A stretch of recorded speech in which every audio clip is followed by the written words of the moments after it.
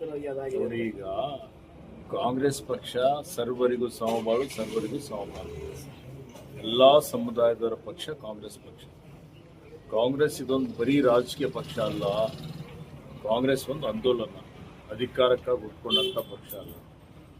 ಸ್ವಾತಂತ್ರ್ಯ ಸಿಗಬೇಕು, ಎಲ್ಲರಿಗೆ ಸಾಮಾಜಿಕ ನ್ಯಾಯ ಸಿಗಬೇಕು ಅಂತ ಹೇಳಿ ಸ್ಥಾಪನೆ ಆದಂಥ ಪಕ್ಷ. ಹೀಗಾಗಿ ಎಲ್ಲರಿಗೆ ನ್ಯಾಯ ಸಿಗ್ತದೆ. ನಮ್ಮ ವರಿಷ್ಠರು ಎಲ್ಲರಿಗೆ ಸರಿ ಸಮಾನವಾಗಿ ತೆಗೆದುಕೊಂಡು ಹೋಗ್ತಾರೆ. ಗ್ರಾಮದಲ್ಲಿ ಕೆಮಿಕಲ್ ಫ್ಯಾಕ್ಟರಿಗಳ ಕೊಪ್ಪಳದಲ್ಲಿ ಏನು ಇವತ್ತು ರಾಸಾಯನಿಕ ಕೈಗಾರಿಕೆಗಳಿದ್ದಾವೆ, ಅದರಿಂದ ಬಹಳಷ್ಟು ಗ್ರಾಮಗಳಲ್ಲಿ ಇವತ್ತೇನು ವಾಯು ಮಾಲಿನ್ಯ ಆಗ್ತಾ ಇದೆ, ನೀರಿನಲ್ಲಿ ಮಾಲಿನ್ಯ ಆಗ್ತಾ ಇದೆ ಅನ್ನುವಂಥ ದೂರುಗಳು ಬಂದಿದೆ. ಸರ್ಕಾರದ ವತಿಯಿಂದ ನಾವೊಂದು ತಂಡವನ್ನು ರಚನೆ ಮಾಡಿದ್ದೇವೆ. ನಮ್ಮ ರಾಜ್ಯ ಮಾಲಿನ್ಯ ನಿಯಂತ್ರಣ ಮಂಡಳಿ ಅಧ್ಯಕ್ಷರು, ಸದಸ್ಯರು ಅಲ್ಲೆಲ್ಲ ಹೋಗಿ ತಪಾಸಣೆ ಮಾಡಿದ್ದಾರೆ. 3 ದಿವಸದಲ್ಲಿ ವರದಿ ಕೊಡಿ ಅಂತೇಳಿ ಕೇಳಿದ್ದೇನೆ. ಇನ್ನೂ ವರದಿ ನನ್ನ ಕೈ ಸೇರಿಲ್ಲ. ವರದಿ ಬಂದ ಮೇಲೆ ನಿಮ್ಮಲ್ಲಿ ವರದಿ ಆಧಾರದ ಮೇಲೆ ಕ್ರಮ ತಗೊಳ್ತೇವೆ. ಜನಪ್ರತಿನಿಧಿಗಳು ಯಾರು ಸಾಕಷ್ಟು ಜನಪ್ರತಿನಿಧಿ ಸರ್ಕಾರ ಬಹಳ ಅತ್ಯಂತ ಗಂಭೀರತೆಯಿಂದ ಪರಿಗಣನೆ ಮಾಡಿದೆ. ಅದ್ರ ಬಗ್ಗೆ ಕಠಿಣವಾದಂತಹ ಕ್ರಮ ತಗೊಳ್ತೇವೆ.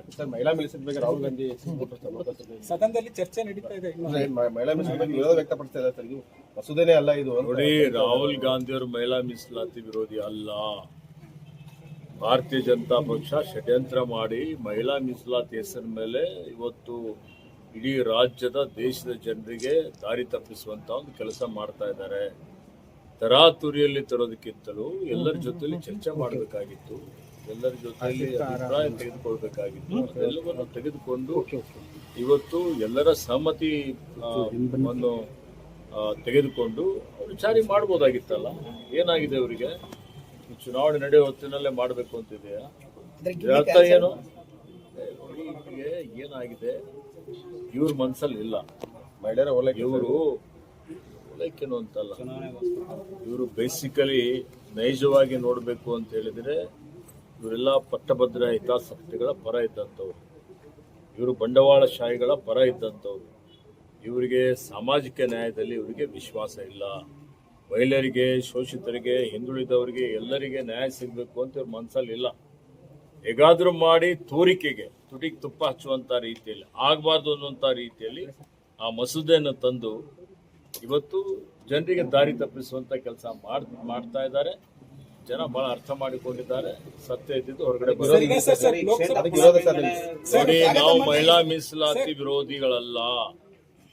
ಈಗ ಯಾವ ರೀತಿಯಲ್ಲಿ ಇವರು ಮಸೂದೆ ತರಬೇಕು ಅಂತ ಇದ್ದಾರೆ, ಇವತ್ತು ಅದಕ್ಕೆ ಕೆಲವೊಂದು ತಿದ್ದುಪಡಿಗಳು ಮಾನ್ಯ ರಾಹುಲ್ ಜಿ ಅವರು ಕಾಂಗ್ರೆಸ್ ಪಕ್ಷ ಸಲಹೆ ಕೊಟ್ಟಿದ್ರು. ನಮ್ಮ ಸಲಹೆ ಒಪ್ಪಲಿ. ಅವರು ಯಾಕೆ ಒಪ್ತಾ ಇಲ್ಲ ಹೇಳಿ?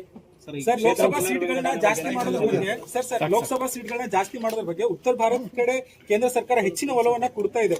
ಎಕ್ಸಾಂಪಲ್ ಯಾವಾಗಲೂ ಉತ್ತರ ಭಾರತಕ್ಕೆ, ಇವತ್ತು ದಕ್ಷಿಣ ಭಾರತದ ಹಣ ಉತ್ತರ ಭಾರತಕ್ಕೆ ಹೋಗ್ತದೆ. ನಾವು ₹1 ತೆರಿಗೆ ಕೊಟ್ರೆ ಅವ್ರು ನಮ್ಗೆ 15 ಪೈಸೆ ವಾಪಸ್ ಕೊಡ್ತಾರೆ.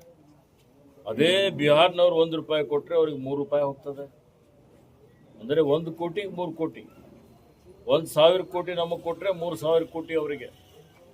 ಅಂದರೆ ಇದು ಲೆಕ್ಕ ಹಾಕಿ, ನಾವು ತೆರಿಗೆ ಕೊಡೋರು ನಾವು 4.5 ಲಕ್ಷ ಕೋಟಿ ನಾವು ತೆರಿಗೆ ಕೊಡ್ತೀವಿ. ನಮಗೆ ಕೇಂದ್ರ ಕೊಡೋದು 60,000 ಕೋಟಿ. ಅದೇ ಬಿಹಾರ್ಗೆ ಮತ್ತು UPಗೆ 3 ಪಟ್ಟು ಕೊಡ್ತಾರೆ. ಹೇಳ್ಬೇಕಲ್ಲ?